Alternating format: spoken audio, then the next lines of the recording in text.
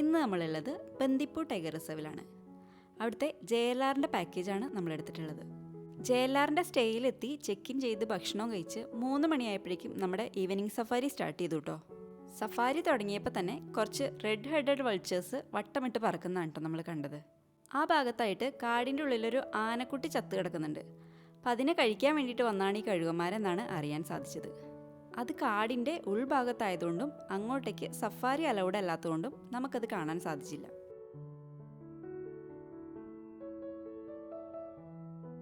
ഈ സഫാരി നമ്മൾ ഈ കഴിഞ്ഞ സമ്മറിലെടുത്തതാണ്. അതുകൊണ്ടാണ് കാടിങ്ങനെ ഉണങ്ങി വരണ്ട് കിടക്കുന്നത്. വാട്ടർ ബോഡീസൊക്കെ നല്ല വറ്റി വരണ്ടാണ് കിടക്കുന്നത്. കൂടുതലും അനിമൽസിനെയും ബേർഡ്സിനെയൊക്കെ നമുക്ക് വാട്ടർ ബോഡീസിൻ്റെ സൈഡിൽ നിന്ന് തന്നെ കാണാൻ സാധിക്കും, നല്ല ചൂടായതുകൊണ്ട്. ഒരു കൂട്ടം കന്യാസ്ത്രീ കൊക്കുകൾ ചൂടിൽ നിന്ന് രക്ഷപ്പെടാനായിട്ട് വെള്ളം കുടിച്ചും വെള്ളത്തിൽ കുളിച്ചും ഒക്കെ ഇരിക്കുകയാണ്.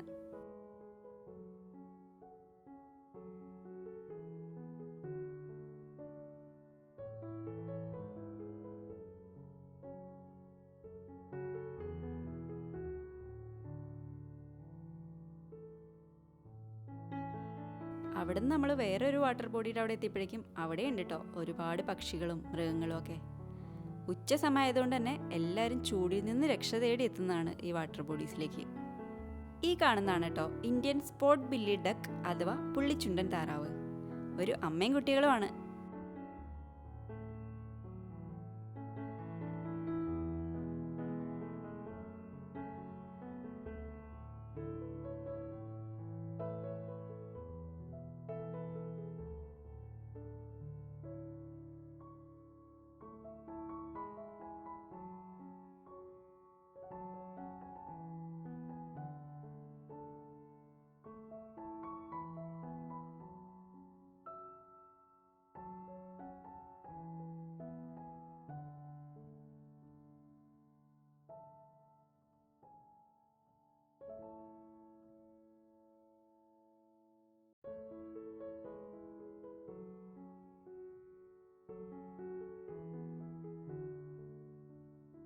കാട് ഉണങ്ങി വരണ്ട് നിൽക്കുന്നതുകൊണ്ടും പുല്ല് കുറവായതുകൊണ്ടും നമ്മൾ സ്ഥിരം കാണുന്ന ഇതുപോലെയുള്ള അനിമൽസിനൊന്നും അധികം കാണാൻ കിട്ടുന്നില്ല കേട്ടോ ഇപ്പോൾ.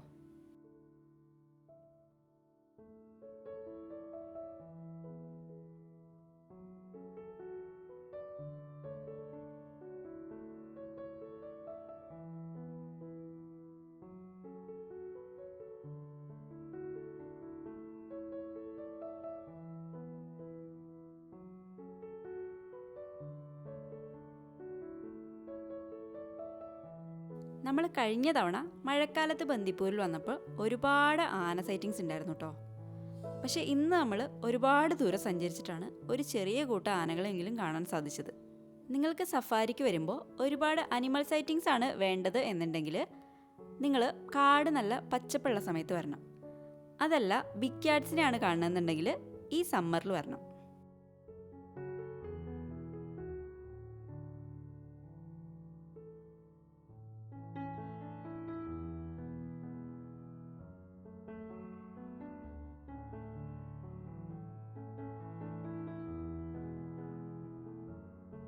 നല്ല ചൂടായതുകൊണ്ട് ചൂടിൽ നിന്ന് രക്ഷപ്പെടാനായിട്ട് നല്ല മഡ് ബാത്തൊക്കെ ചെയ്ത് നടക്കുകയാണ് കേട്ടോ ആന ഫാമിലി. പച്ചപ്പ് തീരെ ഇല്ലാത്തതുകൊണ്ട് തന്നെ ഉണങ്ങിയ പുല്ലുകളാണ് കേട്ടോ അവർ ആഹാരമാക്കിക്കൊണ്ടിരിക്കുന്നത്.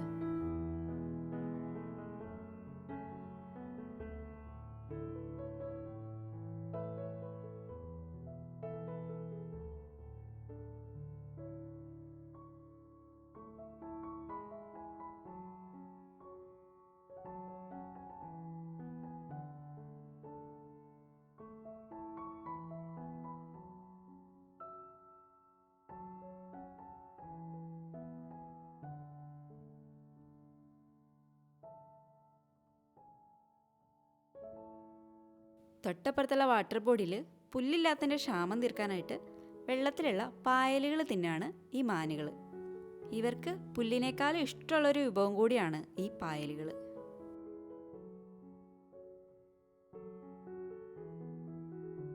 ഞാൻ നേരത്തെ പറഞ്ഞ പോലെ വാട്ടർ ബോഡിയുടെ അടുത്ത് എല്ലാവരും പ്രസൻ്റാണ്.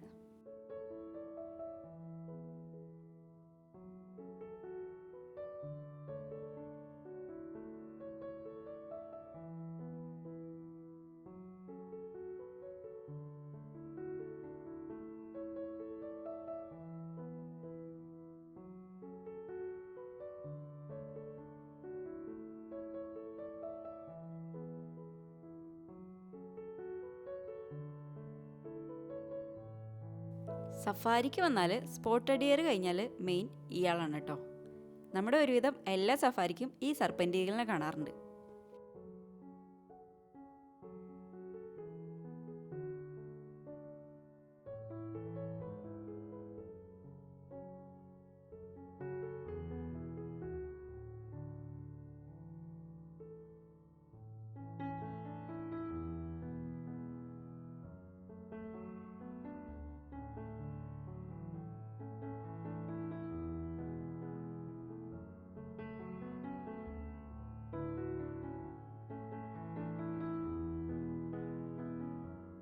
ഇതാണ് വൈറ്റ് ബെല്ലീഡ് വുഡ് പെക്കർ.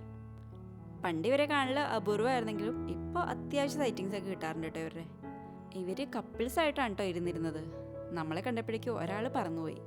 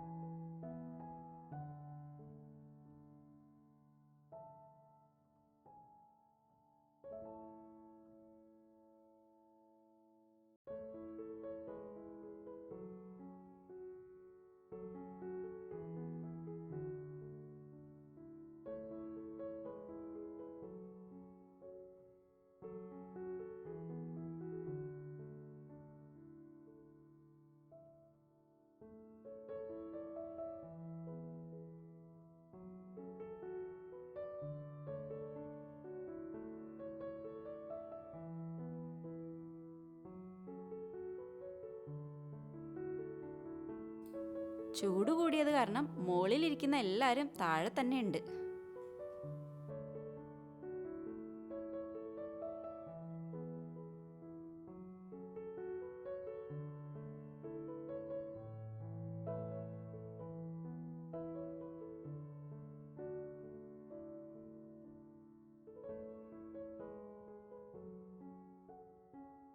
കുട്ടികൾ കൂടെ ഉള്ളതുകൊണ്ട് തന്നെ സ്മെല്ലൊക്കെ പിടിച്ച് നമ്മളെ ഒന്ന് പേടിപ്പിക്കാനുള്ള ശ്രമത്തിലാണെന്ന് തോന്നുന്നുണ്ട് ആള്. നല്ല അലേർട്ടായിരിക്കുമല്ലോ കുട്ടികൾ കൂടെയുള്ള ആനകൾ. കാരണം മാമൽസിൽ ഏറ്റവും കൂടുതൽ ഗർഭകാലമുള്ള ജീവിയാണ് ഈ ആനകൾ.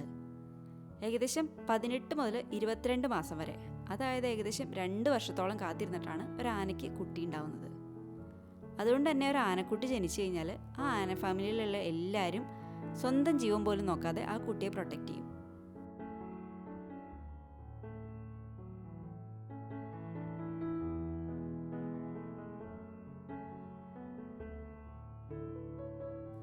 അങ്ങനെ ആനയും കണ്ട് നിന്നപ്പോൾ കുറച്ചപ്പുറത്തായിട്ട് ഒരു ടൈഗർ സൈറ്റിംഗ് ഉണ്ടെന്ന് പറഞ്ഞിട്ട് നമ്മുടെ ഡ്രൈവർക്ക് ഒരു കോൾ വന്നു. അപ്പോൾ നമ്മൾ അങ്ങോട്ടേക്ക് പോവാണ് കേട്ടോ. ഇവിടെ വന്നപ്പോൾ ടൈഗർ ഇല്ല, പകരം ഒരു കാട്ടിയുണ്ട്. കാട്ടിയുടെ ദേഹത്തൊരു ചെറിയ മുറിവുണ്ട്. ടൈഗർ പിടിച്ചൊന്നുമല്ല, എന്തോ കുത്തുകൂടിയപ്പോൾ സംഭവിച്ചതാണ്.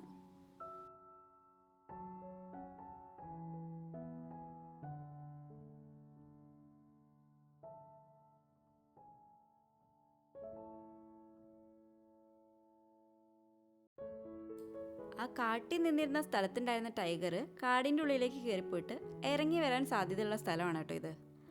അപ്പം അതിന് കാണാൻ വേണ്ടിയിട്ട് എല്ലാവരും വെയിറ്റ് ചെയ്യണം അവിടെ. ടൈഗർ ആ ബുഷിൻ്റെ ഇടയിൽ നിൽക്കുന്നുണ്ട് കേട്ടോ. അത് വണ്ടിക്കാർക്ക് കാണാനും പറ്റുന്നുണ്ടായിരുന്നു. എന്നിട്ടും പക്ഷേ നമ്മുടെ ഡ്രൈവർക്ക് അവിടെ നിൽക്കാൻ തീരെ ഇൻട്രസ്റ്റ് ഉണ്ടായിരുന്നില്ല. ആൾ വണ്ടിയെടുത്ത് പുറകോട്ട് പോയി. നമ്മളൊരു 10-15 മീറ്റർ പുറകിലെത്തിയപ്പോഴേക്കും ടൈഗർ ബുഷിൻ്റെ ഉള്ളിൽ നിന്ന് പുറത്തേക്ക് വന്നു. അത് കണ്ട് പിന്നെ നമ്മൾ ഓടിപ്പടച്ച് വന്നപ്പോഴേക്കും ടൈഗർ അതിൻ്റെ വഴിക്ക് പോയി.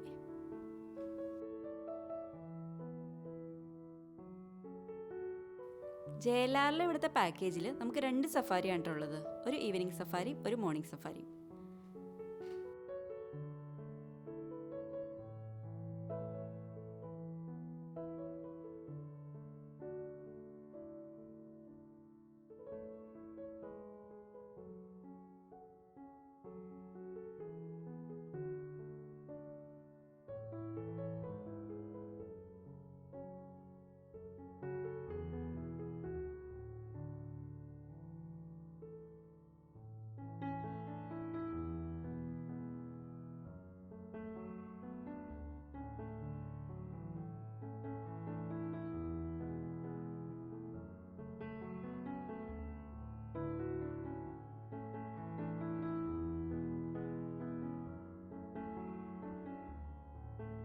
ഈ പക്ഷിയുടെ പേരാണ് ഹുപ്പോ അഥവാ ഉപ്പൂപ്പൻ. ഇവരുണ്ടാക്കുന്ന ഈ ശബ്ദത്തിൽ നിന്നാണ് കേട്ടോ ഇവർക്ക് ഉപ്പൂപ്പൻ എന്ന് പേര് വന്നത്. പ്രജനന കാലത്ത് 10 മുട്ടകൾ വരെ ഇടാൻ കഴിവുള്ള പക്ഷികളാണിവർ. ഇസ്രായേലിൻ്റെ ദേശീയ പക്ഷിയും കൂടെയാണ്. എന്നാൽ അടയിരിക്കുന്ന സമയത്ത് കൂട് വൃത്തിയാക്കില്ലാത്തതുകൊണ്ടും ഒരു ദുർഗന്ധം പുറപ്പെടുവിക്കുന്നതുകൊണ്ടും ഇവർക്ക് വൃത്തിയില്ലാത്ത പക്ഷി എന്നൊരു പേരും കൂടി ഉണ്ട് കേട്ടോ. അങ്ങനെ JLRന്റെ 2 സഫാരി കഴിഞ്ഞിട്ടും ബിഗ് ക്യാറ്റ് സൈറ്റിങ്സ് നോക്കി വന്ന നമുക്ക് കാര്യമായ ബിഗ് ക്യാറ്റ് സൈറ്റിങ്സ് ഒന്നും കിട്ടിയില്ല. ബാക്കി എല്ലാ വണ്ടിക്കാർക്കും കിട്ടി. കാര്യം നമ്മുടെ ഡ്രൈവർക്ക് ഇതിൽ വലിയ ഇൻട്രസ്റ്റ് ഒന്നും ഉണ്ടായിരുന്നില്ല എന്ന് തോന്നുന്നു. ഒരുപാട് കോൾസ് വന്നിരുന്നു ആൾക്ക്, മൂവ്മെൻ്റ് ഉണ്ട്, സൈറ്റിംഗ് ഉണ്ട് എന്നൊക്കെ പറഞ്ഞിട്ട്. പക്ഷേ ആൾ അങ്ങോട്ടൊന്നും മൈൻഡ് ചെയ്യുന്നേ ഉണ്ടായിരുന്നില്ല. പിന്നെ ഈ ആനിമൽ സൈറ്റിങ്സ് എന്ന് പറഞ്ഞാൽ എപ്പോഴും ഒരു ലക്ക് തന്നെയാണ്. അതുകൊണ്ട് ആ ലക്ക് ഒന്നുകൂടെ പരീക്ഷിക്കാനായിട്ട് നമ്മൾ ഗവൺമെൻറ്റിൻ്റെ ഒരു ബസ് സഫാരിയും കൂടെ എടുത്തു നോക്കാമെന്ന് വിചാരിച്ചു.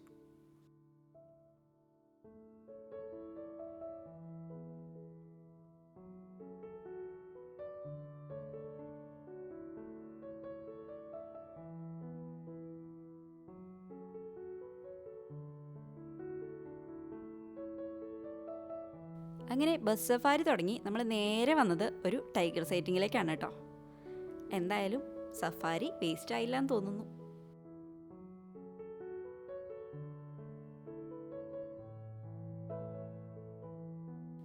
ഇത് ഈ സഫാരി സോണിലെ ഒരു ഡോമിനൻ്റ് മെയിൽ ടൈഗറായ കരടി മെയിൽ എന്ന് വിളിക്കുന്ന ടൈഗറാണ് കേട്ടോ. ഇതിനിങ്ങനെ ഒരു പേര് വരാൻ കാരണം ഇതിന് കുറച്ച് മാസങ്ങൾക്ക് മുമ്പ് ഇതൊരു കരടീനെ അറ്റാക്ക് ചെയ്ത് കൊന്നു തിന്നു. കരടിയൊക്കെ ഒരു ടൈഗർ അറ്റാക്ക് ചെയ്ത് കീഴ്പ്പെടുത്താന്ന് വെച്ചാൽ വളരെ റെയറായിട്ട് സംഭവിക്കുന്ന ഒരു കാര്യമാണ് കേട്ടോ. കാട്ടിലെ ഏറ്റവും ഡേഞ്ചറസ് ആയിട്ടുള്ള ഒരു അനിമലാണ് കരടി എന്നുള്ളത് അറിയാലോ. അതുകൊണ്ട് തന്നെ അതിൻ്റെ നേരെ ഒരു യുദ്ധത്തിനൊന്നും അധികം അനിമൽസ് ഒന്നും അടുക്കാറില്ല. അങ്ങനെ കരടിയുമായിട്ടുള്ള അറ്റാക്കിൽ പറ്റിയതാണോ എന്തോ ഇതിൻ്റെ മുഖത്ത് കുറച്ച് മുറിവുകളൊക്കെ ഉണ്ട് കേട്ടോ. കരടിയുടെ നഖം എന്ന് പറഞ്ഞു കഴിഞ്ഞാൽ ഭയങ്കര ഷാർപ്പാണ്.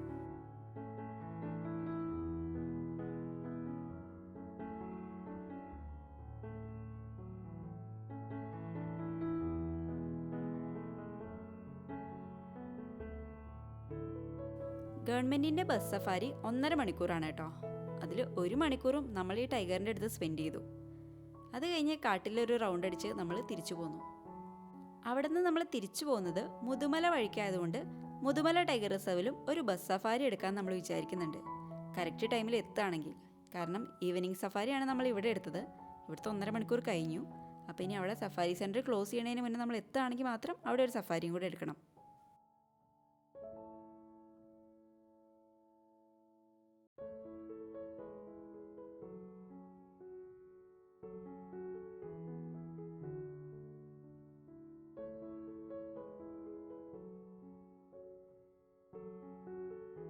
നമുക്കവിടെ സഫാരി എടുക്കാൻ പറ്റിയിട്ടോ. ആദ്യത്തെ കാഴ്ച തന്നെതാ ഈ കിടക്കുന്ന ക്രൊക്കഡൈലാണ്.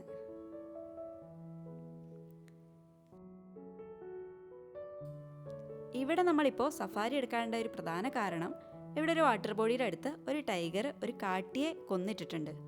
അതും അതിൻ്റെ കപ്സും കൂടെ അതിനെ കഴിക്കാൻ വരുന്നത് എന്നും ഇപ്പോൾ ഈവനിങ് സൈറ്റിങ്സ് ആണ് ഇവിടുത്തെ. അപ്പം അതിനൊന്ന് കിട്ടുമോയെന്നറിയാൻ വേണ്ടിയിട്ടാണ് നമ്മളൊന്ന് വന്ന് നോക്കിയത്. ഇന്നത്തെ നമ്മുടെ ലക്കിനൊട്ടും കുറവില്ല കേട്ടോ. ദാ കിടക്കുന്നു നമ്മൾ അന്വേഷിച്ചു വന്ന ആള്. കാട്ടി അവർ തിന്നു തീർത്തു എന്നാണ് ഈ ഗൈഡുകളുടെ സംസാരത്തിൽ നിന്ന് നമുക്ക് മനസ്സിലായത്. ഇതിപ്പോൾ ഒരാൾ മാത്രമേ ഉള്ളൂ കേട്ടോ. ഭക്ഷണമൊക്കെ തിന്നു കഴിഞ്ഞ് റെസ്റ്റ് എടുക്കുകയാണെന്ന് തോന്നുന്നു. നമ്മുടെ വണ്ടി കണ്ടപ്പോഴേക്കും ആൾ എണീറ്റ് കുറച്ച് ഉള്ളിലേക്ക് പോയി കിടക്കാനുള്ള പ്ലാനാണ്.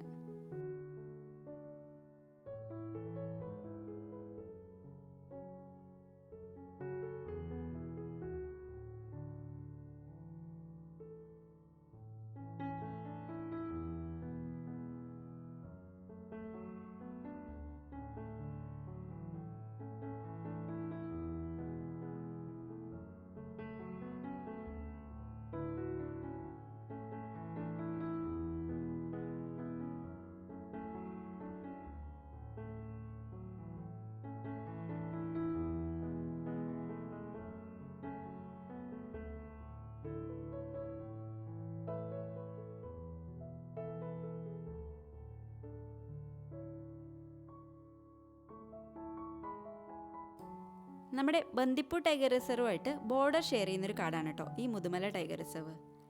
എന്നിരുന്നാലും ഇവിടെ സഫാരി ടൈം വളരെ കുറവായതുകൊണ്ടും സഫാരി ഏരിയയും വളരെ കുറവായതുകൊണ്ടും ഇവിടെ ബിഗ് ക്യാറ്റ് സൈറ്റിങ്സ് ഒക്കെ വളരെ റെയറാണ് കേട്ടോ.